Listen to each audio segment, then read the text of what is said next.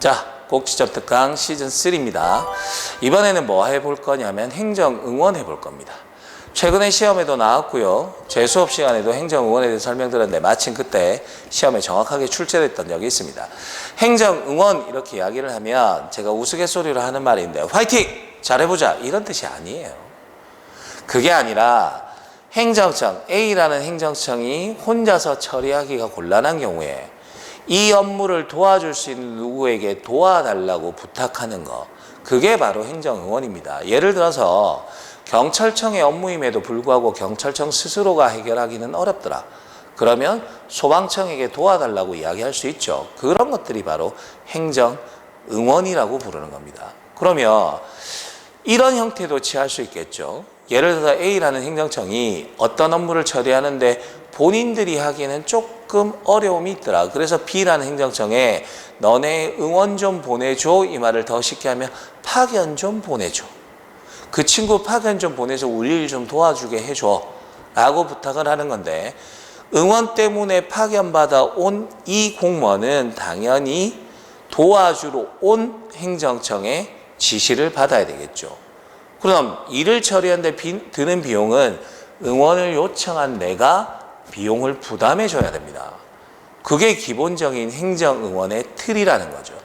행정응원은 전혀 어렵지 않습니다. 여러분들이 도와준다는 개념, 조금 더 나가서 파견 보내서 그 일을 하게 하는구나, 여기까지만 알고 계시면 행정응원은 지문을 통해서 충분히 해결하실 수 있습니다. 바로 문제 들어갑시다. 자, 행정절차법상 행정응원에 관한 설명으로 적절하지 않은 것은 1번 봅시다. 행정청은 본인들 스스로가 해결할 수 있으면 남한테 도와달라고 할 필요 없죠. 근데 본인들이 처리하기가 조금 힘든 거예요. 그래서 다른 행정청의 응원을 받아 처리하는 것이 보다 능률적이고 경제적이야. 굳이 우리가 하는 것보다 더 잘하는 다른 행정청에 도와달라고 하는 것이 좋겠다라는 생각이 들면 도와줄 수 없겠어 라고 부탁하는 거니까 요청할 수 있다죠. 스스로 해결할 수 있으면 굳이 요청할 필요는 없고, 그 원래 행정청이 하기가 조금 곤란한 경우인지를 판단해보고 행정응원을 요청할 수 있는 거니까 1번 지문은 맞는 이야기가 되겠다. 그죠? 자, 2번 봅시다. 행정응원을 요청받은 행정청은 행정응원으로 인하여 고유의 직무 수행에 현저히 지장을 받을 것으로 인정되는 명백한 이유가 있어요. 예를 들어서 경찰청이 소방청에게 일을 도와달라고 그랬어. 그런데 지금 산불이 최근에 많이 났다, 그죠? 산불이 전국적으로 대규모로 퍼져 있어서 소방 인력이 대단히 부족한 상황이야. 그런데 경찰이 도와달라고 하는 업무를 보니까 굳이 중요하지 않은 일이라는 판단이 든 거예요. 그럼 뭐부터 해야 돼? 산불부터 꺼야죠. 그런데 덜 중요한 경찰청에 도움을 주기 위해서 소방관을 보낸다?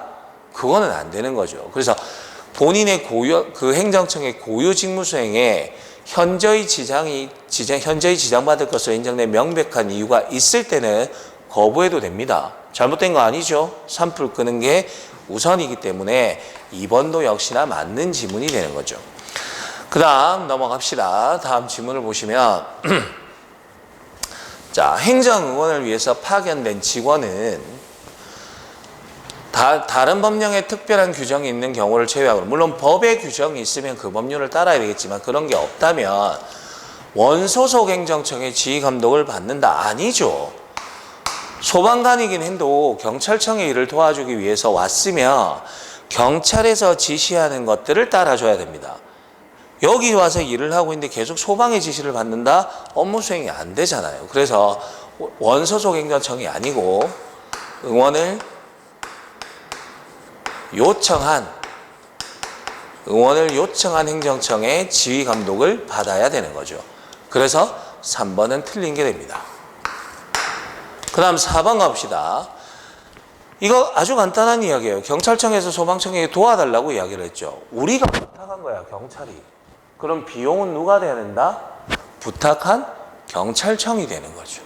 내가 다른 친구에게 어떤 일을 부탁했어요. 근데 그게 돈이 드는 일이야. 돈도 네가 내면서 나 도와줘라 그러면 누구도 도와줄 수가 없습니다.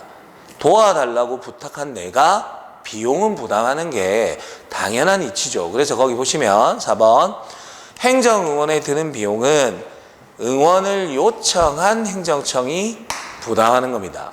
응원을 하는 행정청이 부담한다 그러면 틀린 지문이 되는 거죠.